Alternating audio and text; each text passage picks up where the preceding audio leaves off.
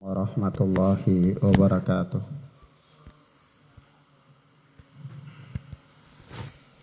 Walhamdulillahi hamdan katsiran thayyiban mubarakan fih kama yuhibbu rabbuna wa yarda. Ashhadu an la ilaha illallah wahdahu la syarika lah wa ashhadu anna Muhammadan abduhu wa rasuluh sallallahu alaihi wa ala alihi wa ashabihi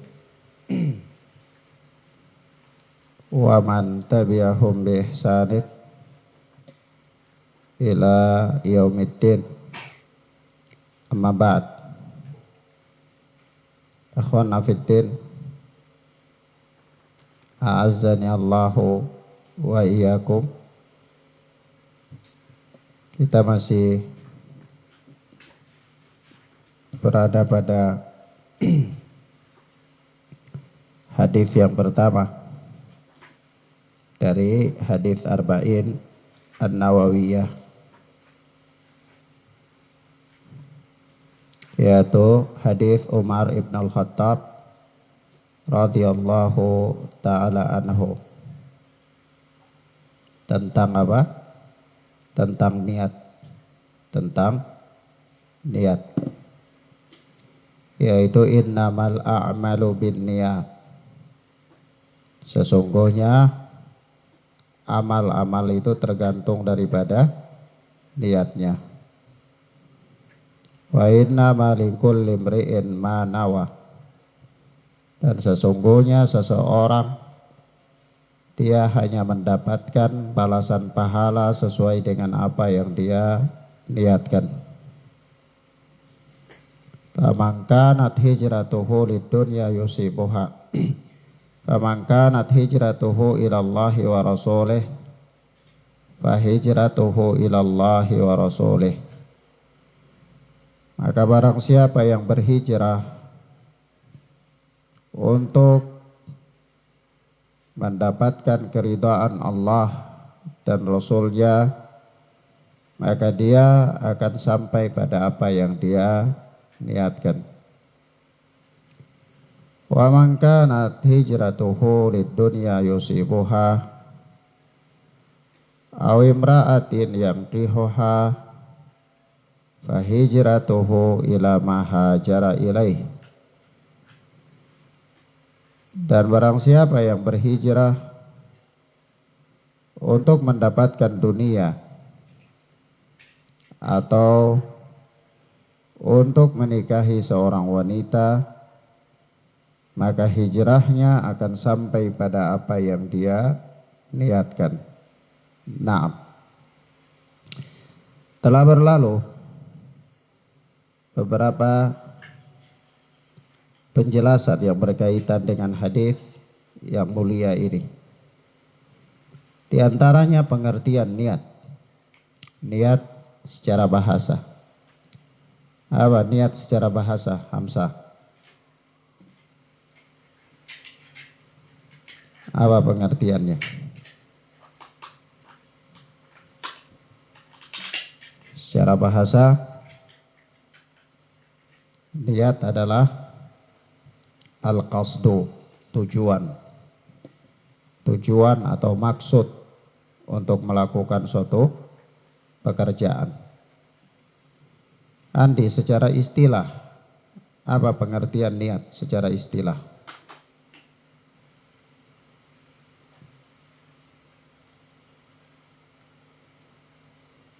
Pengertian niat secara istilah adalah al-azmu ala fi'lil ibadah tuqarriban ilallah, ala al-fi'lil ibadah tuqarriban ilallah. Keputusan hati untuk melakukan suatu ibadah dengan maksud mendekatkan diri kepada Allah subhanahu wa ta'ala. Jadi kalau seorang dia bermaksud melakukan suatu ibadah untuk mendekatkan diri kepada Allah, Maka itulah yang dimaksudkan dengan apa? Niat. Itu yang dimaksudkan dengan niat. Nah, kemudian di dalam hadis ini ada Rasulullah Shallallahu Alaihi Wasallam menerangkan besarnya kedudukan niat dengan menyebutkan hijrah, yaitu hijrah secara bahasa adalah berpindah dari suatu tempat ke tempat yang lain. Adapun secara istilah berpindah dari suatu tempat di mana seseorang tidak sanggup atau terhalang dari melakukan ibadah ke tempat yang dia di sana dapat melakukan ibadah. Namanya dia hijrah. Maka hijrah itu para ulama menjelaskan kepada kita ada 3 jenis hijrah. Ada 3 jenis hijrah. Yang pertama adalah hijrah perbuatan. Ya, maksudnya seseorang berhijrah dari suatu perbuatan buruk, dia tinggalkan perbuatan buruk tersebut, kemudian dia lakukan perbuatan-perbuatan baik.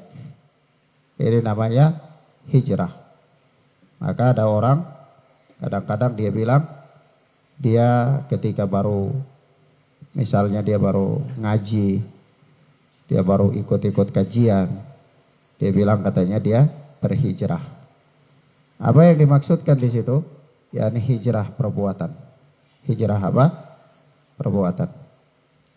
Yang kedua adalah hijrah tempat. Hijrah apa? Tempat. Yakni hijrah dari suatu tempat ke tempat yang lain. Dan inilah hijrah yang dimaksudkan oleh Nabi Sallallahu Alaihi Wasallam di dalam hadis ini. Yang ketiga adalah hijrah dari suatu keyakinan kepada keyakinan yang lain. Dari keyakinan-keyakinan yang menyimpang, dia berhijrah, dia menganut keyakinan-keyakinan yang salimah, keyakinan yang selamat. Maka inilah 3 jenis hijrah yang disebutkan oleh para ulama. Nah, baik. Kemudian selanjutnya kita masuk pada hadis yang kedua dari hadis Arba'in An-Nawawiyah, yaitu berkata Al-Imam Abu Zakaria Muhyiddin Yahya bin Syaraf An-Nawawi rahimana wa rahimahullah. Kata beliau, An Umar bin Al-Khattab radhiyallahu taala anhu qala, dari Umar ibn Al-Khattab yang Allah telah meridainya, dia berkata, Umar ibn Al-Khattab sudah kita sebutkan ya, biografi singkat tentang beliau pada hadis pertama kemarin, hadis niat. Beliau berkata, bainama nahnu julusun inda Rasulillah sallallahu alaihi wasallam dzata yaumin idh tala'a alaina rajulun syadidu bayadi thiyab syadidu sawadi sya'ri. Suatu ketika kami pernah duduk-duduk bersama Nabi sallallahu alaihi wasallam. Kata beliau, bainama nahnu julusun inda Rasulillah sallallahu alaihi wasallam dzata yaumin. Suatu ketika kami pernah duduk-duduk bersama Nabi sallallahu alaihi wasallam. Ibtala'a alaina rajulun syadidu bayadi thiyab syadidu sawadi sya'ri. Tiba-tiba muncul seorang lelaki yang menggunakan pakaian yang sangat putih, menggunakan baju yang sangat putih, syadidu sawadi sya'ri, dan rambutnya sangat hitam. Rambutnya sangat hitam. Seorang lelaki yang berpenampilan gagah, bajunya rapi, berwarna putih, dan rambutnya sangat hitam. Kata Umar bin Al-Khattab, la yura alaihi atharus safar. Tidak dilihat padanya bekas-bekas safar, tanda-tanda orang bersafar. Jadi kalau orang bersafar itu, kalau safar zaman dulu itu nampak sekali. Karena orang bersafar itu gunakan kuda, unta. Jadi dia lewati padang pasir, maka pasti pakaiannya itu compang-camping. Rambutnya kusut karena dia melewati teriknya matahari. Kemudian dia melewati padang Sahara, kadang angin kencang, berdebu dan seterusnya. Dia orang yang bersafar di zaman itu kusut penampilannya. Nah ini orang, kata Umar bin Khattab, orang yang datang di tengah-tengah mereka duduk dengan Nabi ini, seorang lelaki yang berpenampilan sangat bagus, rapi, tidak ada tampak padanya bekas-bekas safar. Tidak ada tampak padanya bekas-bekas safar. Wala ya'rifuhu minna ahadun, dan tidak ada seorang pun dari kami yang mengenalnya. Kalau tidak ada orang yang kenal dari kalangan para sahabat di Madinah, berarti orang ini orang jauh. Ya. Tapi anehnya orang jauh kok nggak ada tanda-tanda safar. Orang baru datang pasti ada tanda-tanda bersafar.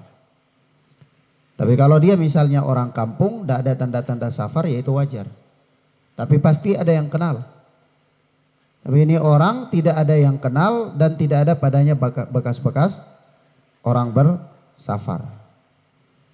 Maka kata Umar bin Khattab, hatta jalasa ila Nabi sallallahu alaihi wasallam, fa asnada rukbatayhi ila rukbatayhi wa wada'a kaffayhi ala fakhidhayhi. Faqala, ya Muhammad, akhbirni anil Islam. Kata Umar, lalu orang ini duduk di hadapan Nabi sallallahu alaihi wasallam. Dia datang, lalu dia duduk di hadapan Nabi. Fa asnada rukbatayhi ila rukbatayhi. Lalu dia sandarkan lututnya kepada lutut Nabi. Jadi dua-dua itu duduk bersilah, murabbi'ah. Duduk bersilah. Ada sebagian yang mengatakan dia duduk itu duduk di atas kedua kakinya, bukan duduk bersilah, duduk duduk semacam duduk iftirash begitu, tapi duduk di atas kedua lututnya. Nah, maka yang jelas dia duduk di hadapan Nabi Shallallahu Alaihi Wasallam, fa asnada rukbatayhi ila rukbatayhi. Lalu dia sandarkan kedua lututnya kepada kedua lutut Nabi Shallallahu Alaihi Wasallam. Jadi dua lutut ini saling menempel. Wa wada'a kaffayhi ala fakhidhayhi. Lalu dia meletakkan kedua telapak tangannya di atas kedua lutut, kedua pahanya. Ya, di sini para ulama juga ketika membahas ini para ulama punya dua pendapat. Domirhi di sini kembali kepada apa? Maksudnya wada'a kaffayhi, dia meletakkan kedua telapak tangannya itu ala fakhidhayhi, di atas kedua pahanya. Nya yang kedua ini kembali kepada laki-laki ini atau kembali kepada Nabi. Maksudnya laki-laki ini dia letakkan kedua telapak tangannya itu di atas kedua pahanya, atau dia letakkan kedua telapak tangannya di atas kedua paha Nabi, begitu. Karena dua-dua duduk berhadapan. Ya, dua-dua duduk berhadapan, saling menempelkan lutut-lutut. Lalu diletakkan kedua telapak tangan itu apakah pada pahanya sendiri ataukah pada paha Nabi Sallallahu Alaihi Wasallam. Faqala ya Rasulullah wa faqala ya Muhammad. Lalu dia berkata, wahai Muhammad, akhbirni anil Islam. Beritahu aku tentang Islam. Maksudnya kabarkan kepadaku apa itu Islam. Terangkan, ajarkan aku apa itu Islam. Faqala Rasulullah sallallahu alaihi wasallam, al-Islamu an tashhada alla ilaha illallah wa anna Muhammadan Rasulullah wa tuqimas shalah wa tu'tiyaz zakah wa tasuma ramadan wa tahujjal baita in istata'ta ilaihi sabila. Kata Nabi sallallahu alaihi wasallam, Islam itu adalah antashhada an la ilaha illallah. Engkau bersaksi bahwa tidak ada sesembahan yang berhak disembah kecuali Allah. Wa anna Muhammadan Rasulullah, dan engkau bersaksi bahwa Muhammad itu utusan Allah sallallahu alaihi wasallam. Wa tuqimas shalah, dan engkau menegakkan salat. Islam itu engkau menegakkan salat. Wa tu'tiyaz zakah, dan engkau membayar zakat. Wa tasuma Ramadan, dan engkau berpuasa pada bulan Ramadan. Wa tahujjal baita in istata'ta ilaihi sabila, dan engkau berhaji ke Baitullah apabila engkau mampu. Jadi Rasulullah di sini ketika orang ini bertanya kepada Rasulullah, jelaskan kepadaku apa itu Islam. Rasulullah jelaskan kepada dia, Islam itu ada 5 perkara. 5 perkara. Yang pertama 2 kalimat syahadat. Yang kedua adalah sholat. Yang ketiga adalah membayar zakat. Yang keempat berpuasa pada bulan Ramadan. Dan yang kelima adalah melakukan haji bagi yang mampu. Mungkin orang tanya ya. Kira ada yang bertanya, loh Ustadz, di sini kok zakat lebih dulu daripada Ramadan, daripada puasa? Ya. Bukannya puasa lebih duluan daripada zakat. Ya, dan tidak. Yang sebenarnya adalah zakat lebih duluan daripada puasa. Kenapa? Karena yang dimaksudkan di sini bukan zakat Ramadan saja, zakatul mal. Zakat harta itu wajib, ya. Jadi zakat itu tidak hanya semata-mata berkaitan dengan zakatul fitrah. Tetapi zakat itu ada zakat yang wajib selain daripada zakatul fitrah, yaitu zakat mal. Ya. Dan zakat mal itu dia diwajib untuk dikeluarkan apabila telah terpenuhi 2 syarat. Syarat yang pertama nisab, syarat yang kedua adalah haul. Nisab itu ukuran, haul itu tahun. Jadi kalau masa penyimpanan harta itu sudah mencukupi 1 tahun dan jumlah harta itu sudah termasuk diantaranya sudah termasuk dalam hitungan nisabnya, maka dia wajib dikeluarkan zakatnya. Nah, untuk mengeluarkan zakat mal ya tidak mesti berkaitan dengan Ramadan, tidak mesti. Ya, bisa jadi seseorang kalau haulnya itu terpenuhi di bulan Sya'ban, ya sudah bulan Sya'ban. Kalau haulnya terpenuhi di bulan Rajab, ya bulan Rajab dia keluarkan hartanya. Tidak ada hubungannya dengan Ramadan. Maka di sini disebutkan apa? Wa tu'tiyaz zakah, dan menunaikan zakat. Yang dimaksudkan di situ yang paling awal adalah zakat mal, wajib. Wa tasuma Ramadan, dan berpuasa pada bulan Ramadan. Wa tahujjal baita in istata'ta ilaihi sabila, dan engkau melakukan haji ke Baitullah bagi orang apabila engkau mampu. 5 perkara. Rasulullah menjelaskan Islam itu dengan rukun Islam. Nanti kita jelaskan bagian-bagiannya. Kemudian orang yang bertanya itu qol sadaqta, dia berkata engkau benar. Engkau benar. Jadi orang dia tanya, setelah dijawab dia benarkan.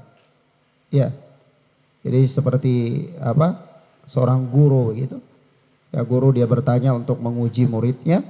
Kalau muridnya menjawabnya benar, dia katakan benar. Kalau salah, ya dia katakan salah. Nah, jadi orang dia datang, dia bertanya, Nabi jawab dan dia katakan sadaqta, engkau benar. Qal, dia berkata lagi.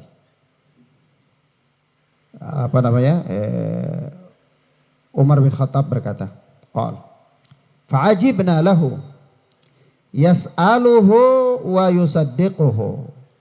Kami pun merasa aneh dengan orang ini, takjub dengan orang ini. Dia bertanya dan dia membenarkan. Dia bertanya dan dia membenarkan. Karena memang umumnya para sahabat waktu itu tidak ada yang kayak gitu ya. Para sahabat di hadapan Rasulullah itu mereka sangat sangat beradab, Mereka sangat sopan dan rata-rata kalau mereka bertanya ya karena mereka nggak tahu. Tidak ada yang bertanya untuk mau menguji Nabi, itu tidak ada. Ya, tidak ada. Tapi ini orang ini datang bertanya seolah-olah menguji Nabi. Maka Umar bin Khattab, kami heran dengan orang ini, takjub. Fa'ajibna lahu yas'aluhu wa yusaddiquhu. Kami merasa heran dengan orang ini, dia bertanya dan dia menjawab.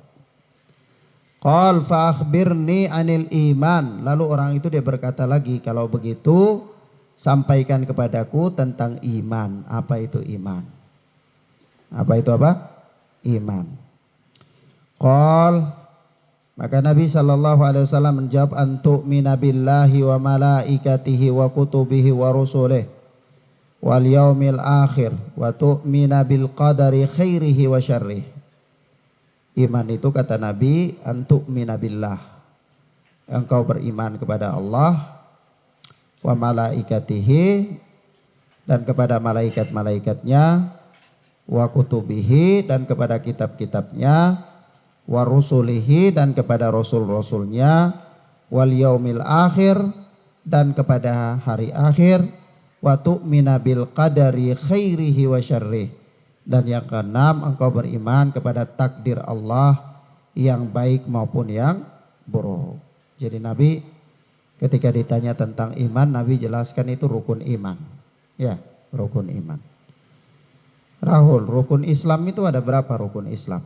Rahul, rukun Islam ada berapa? Rukun Islam itu ada 5. Rukun Islam itu 5. Yang pertama apa? Mengucapkan 2 kalimat syahadat. Andi, apa itu 2 kalimat syahadat? 2 kalimat syahadat itu apa? Ya, asyhadu an la ilaha illallah wa asyhadu anna muhammadan rasulullah. Yang kedua apa rukun Islam? Yang kedua apa yang kedua Andi, rukun Islam? Salat. Yang kedua salat. Rahul, yang ketiga rukun Islam itu apa? Membayar zakat. Hamzah, yang keempat apa? Rukun Islam yang keempat, berpuasa pada bulan Ramadan. Yang kelima, Andi, haji bagi yang mampu. Ya, itu rukun Islam. Kalau rukun iman yang pertama apa rukun iman? Antu'mina billah, beriman kepada Allah. Yang kedua, wa malaikatihi, beriman kepada malaikat-malaikat Allah. Yang ketiga, wa kutubihi, beriman kepada kitab-kitab Allah. Yang keempat, wa rusulihi, beriman kepada rasul-rasul Allah. Yang kelima, wal yaumil akhir, beriman terhadap adanya hari akhir. Yang keenam, wa tu'mina bil qadari khairihi wa syarrihi, beriman dengan adanya takdir Allah yang baik maupun yang buruk. Baik, Rahul, rukun Islam itu ada berapa? Ada 5. Ya, Andi, rukun iman ada berapa rukun iman? 6. Naam. Baik, kemudian apa dalam hadis ini?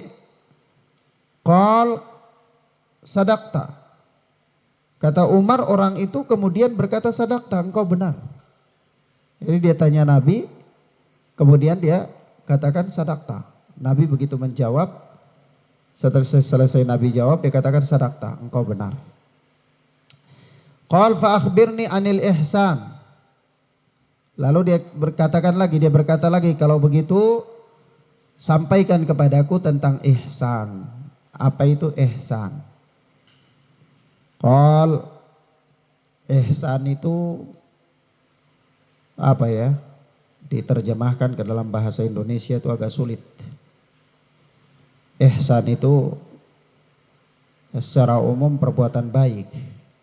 Tapi ini bukan yang dimaksud, lebih dari itu lagi. Tidak ada kata bahasa Indonesia yang sepadan dengan kata ini. Ya, ini menunjukkan luasnya bahasa Arab. Maka orang ini berkata, akhbirni anil ihsan, beritakan kepadaku tentang ihsan. Apa itu ihsan? Qal anta budallaha ka'annaka tarahu fa in lam takun tarahu fa innahu yarak. Maka Nabi bersabda, Nabi menjawab, ihsan itu adalah engkau beribadah kepada Allah seolah-olah engkau melihat Allah. Fa in lam takun tarahu fa innahu yarak. Kalau engkau tidak bisa melihat Allah, maka sesungguhnya Allah melihat engkau. Jadi ihsan itu apa? Ihsan itu melahirkan dalam dirinya muraqabah, selalu diawasi oleh Allah. Yaitu seolah-olah dia melihat Allah dalam beribadah kepada Allah. Fa in lam takun tarahu, jika engkau tidak bisa melihat Allah, fa innahu yarak, maka Allah itu melihat engkau. Qal, orang ini berkata lagi, fa akhbirni anisa'ah. Kalau begitu sampaikan kepadaku tentang hari kiamat. Kabarkan kepadaku tentang hari kiamat. Jadi kapan hari kiamat, maksudnya begitu.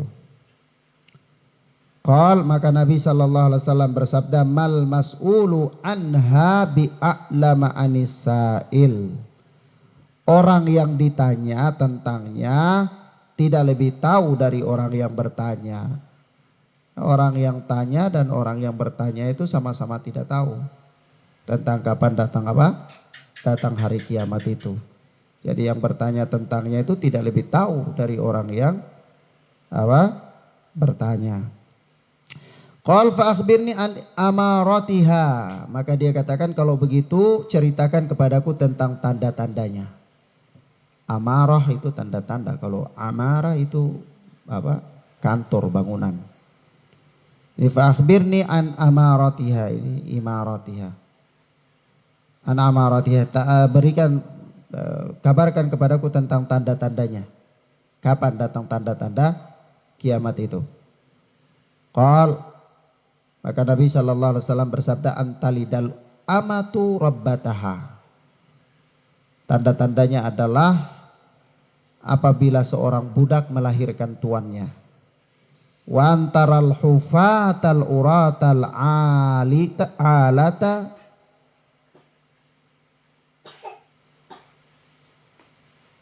ri'a asyai yatatawaluna fil bunyan. Ya. Dan apa?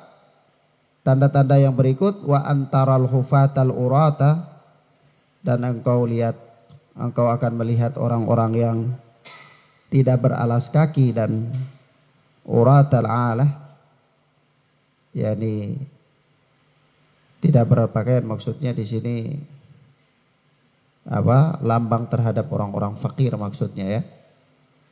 Itu ri'a asya'i yatatawwaluna fil bunyan. Mereka berlomba-lomba dalam membangun bangunan-bangunan yang tinggi. Qal, maka Umar bin Khattab berkata, thumma intalaqa. Selesai bertanya tentang 3 perkara itu, orang ini pergi. Falabithtu maliya. Lalu aku pun kata Umar, aku tuh labithtu maliya itu kayak bingung begitu. Ya.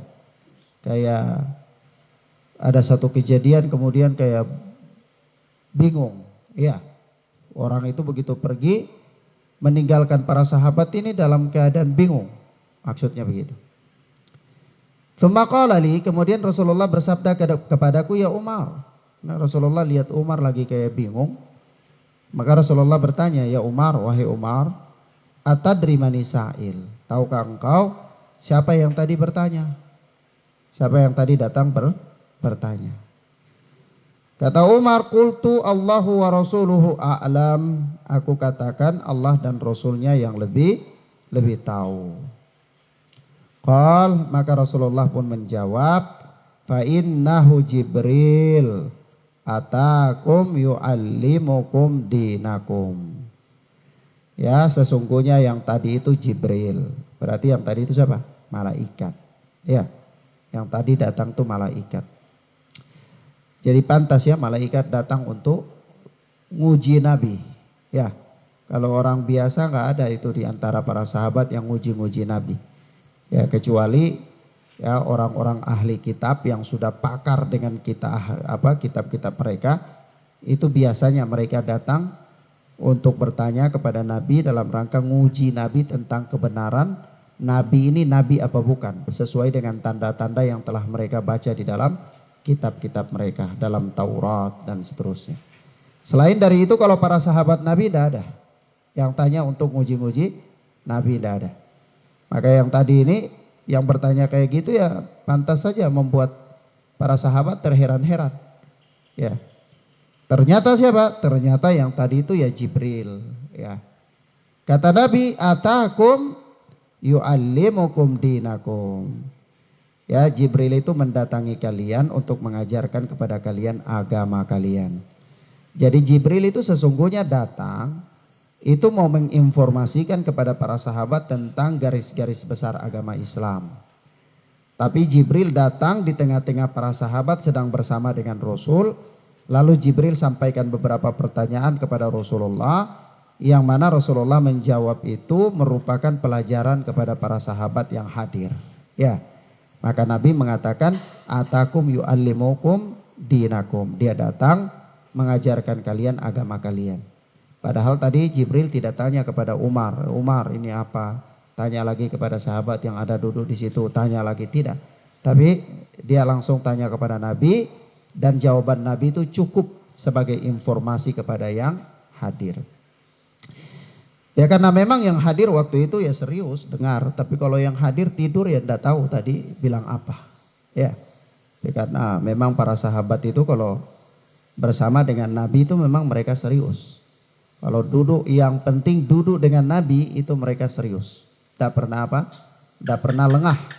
Sehingga apapun yang disampaikan oleh Nabi itu selalu mereka pahami, mereka paham dan mereka hafal langsung. Begitu hafal, paham dan mereka jaga sampai kapan saja. Kemudian mereka riwayatkan kepada orang-orang setelah mereka. Maka kata Imam Nawawi rawahu Muslim, hadis ini diriwayatkan oleh Al-Imam Muslim rahimana wa rahimahullah. Baik. Hadis ini cukup panjang ya. Sebelum kita jelaskan hadis ini, kita bagi dulu supaya lebih gampang.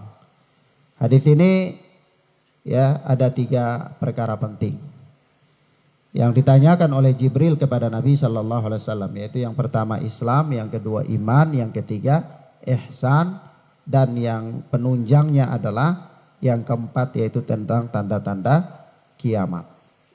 Tentang apa? Tanda-tanda kiamat. Nah, di antara 3 perkara ini ditanya langsung oleh Jibril alaihi salatu wassalam. Jibril waktu itu, kata Umar ibn al-Khattab, ya, yaitu apa?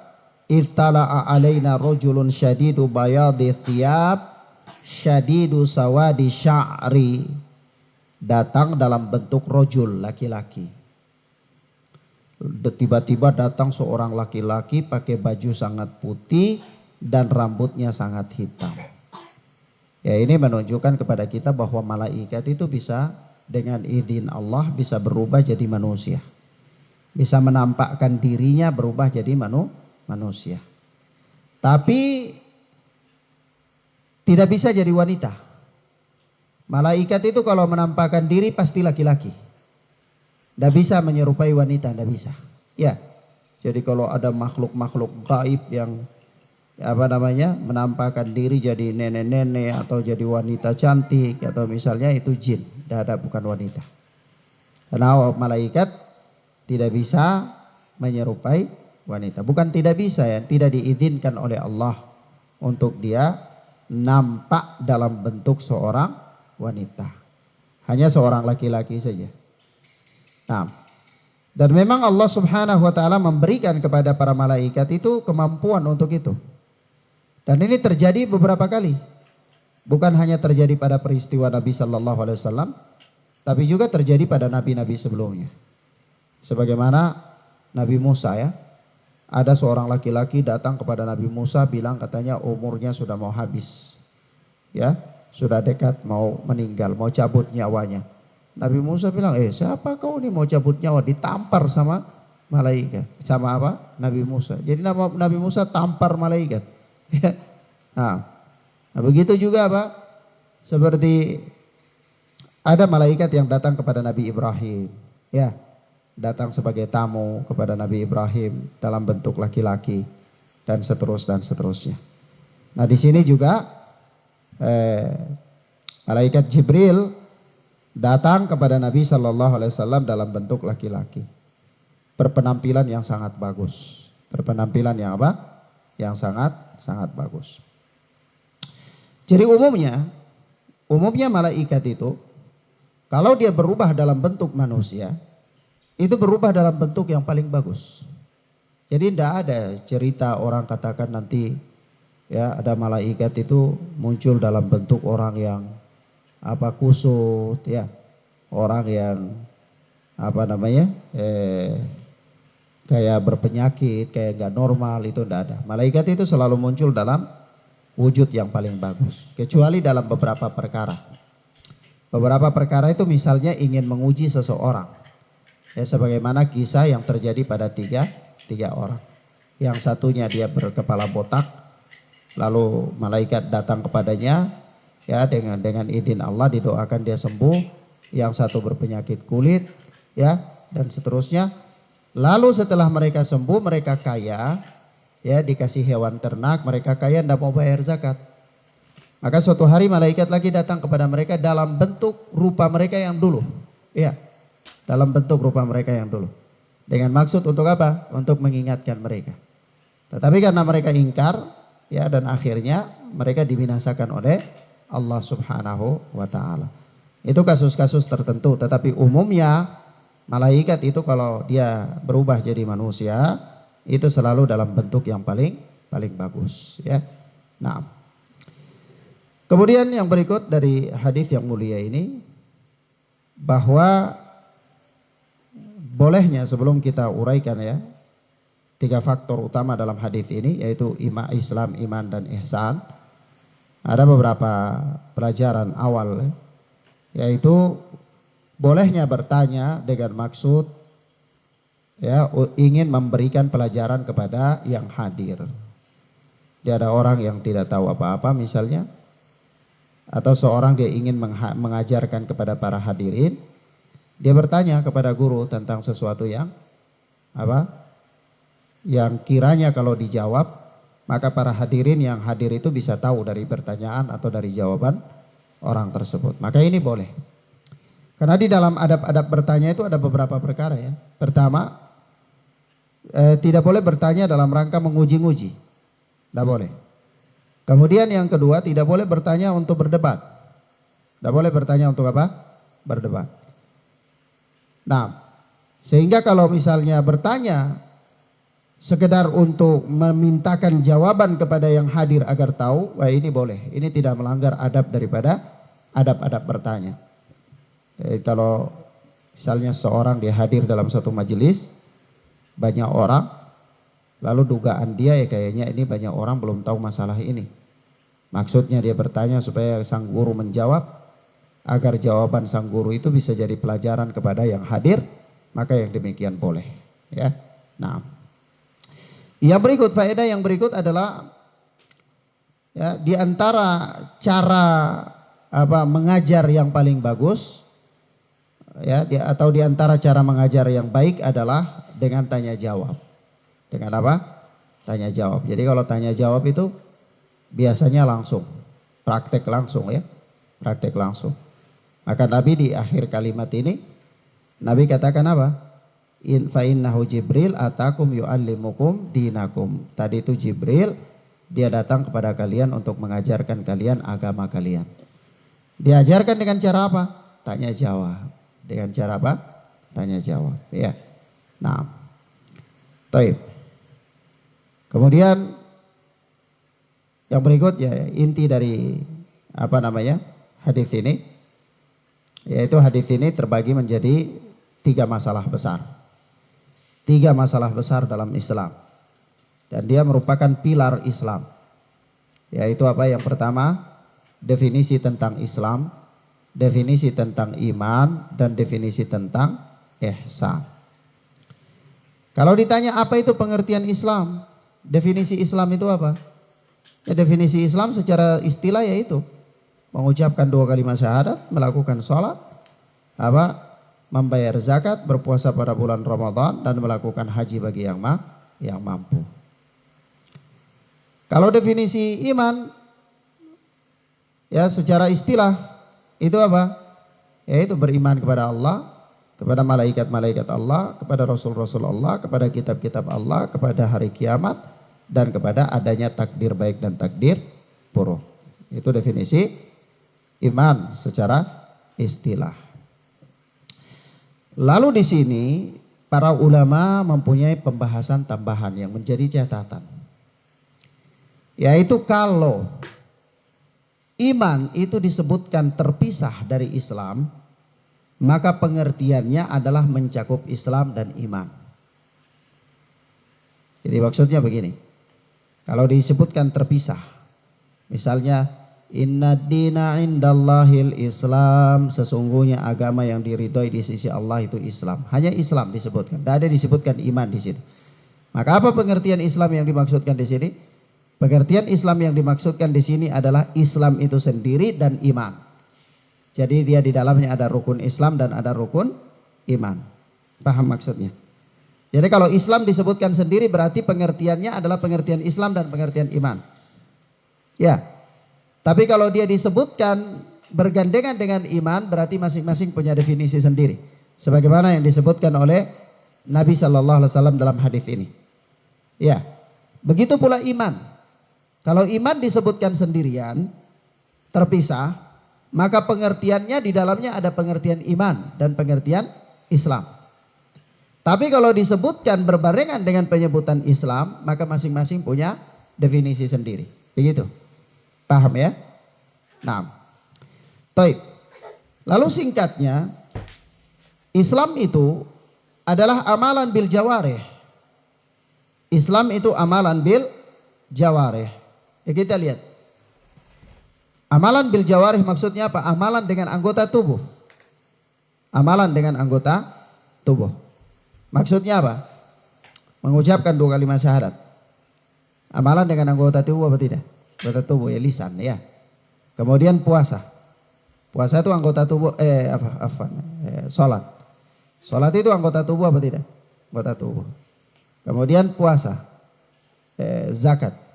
Zakat itu amalan anggota tubuh apa tidak? Anggota tubuh, dia mengeluarkan zakat, membayar ya. Kemudian apa? Puasa Ramadan. Anggota tubuh. Kemudian haji. Ini amalan anggota tubuh. Kalau iman itu amalan apa? Amalan hati. Iman itu amalan hati. Ya mulai dari apa? Beriman kepada Allah. Yang kedua, beriman kepada malaikat-malaikat Allah. Amalan hati ya bukan? Amalan hati. Yang ketiga, beriman kepada Rasul-Rasul Allah. Yang keempat, beriman kepada kitab-kitab Allah. Yang kelima, beriman kepada hari kiamat. Yang keenam, beriman kepada takdir Allah yang baik dan yang buruk. Jadi menyangkut amalan hati apa amalan bil jawarih? Amalan hati. Dia termasuk di antara apa? Amalan hati. Nah, jadi kalau dikatakan Islam itu adalah amalan bil jawarih, amalan anggota tubuh. Kalau iman adalah amalan apa? Amalan hati. Nah, kemudian Islam, hakikatnya Islam itu ada 3 martabah, ada 3 tingkatan, 3 maratib. Islam itu ada 3 maratib. Tingkatan yang paling rendah adalah Islam, tingkatan yang paling tinggi adalah ihsan. Adalah apa? Ihsan. Jadi tingkatan-tingkatan Islam itu ada 3, ada Islam, iman, baru ihsan. Ya. Kenapa ihsan lebih tinggi?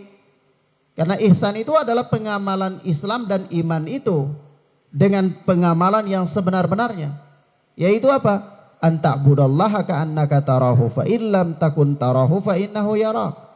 Engkau beribadah kepada Allah seolah-olah engkau melihat Allah, namun jika engkau tidak sanggup melihat Allah maka Allah itu melihat engkau. Ya, maka dia merupakan derajat yang paling tinggi. Naam. Wallahu ta'ala a'lam bis-shawab. Ila huna naktafi bihadzal dars. Kita cukupkan pelajaran kita sampai di sini. Tiada hal-hal yang berkaitan dengan penguraian lebih detail ya tentang masing-masing daripada rukun Islam dan rukun iman. Kita sampaikan pada pelajaran-pelajaran yang berikutnya biidznillah. Wassallallahu ala nabiyina Muhammad wa ala alihi wa sahbihi wasallam. Subhanakallahumma bihamdika asyhadu an la ilaha illa anta astaghfiruka wa atubu ilaik. Wassalamualaikum warahmatullahi wabarakatuh.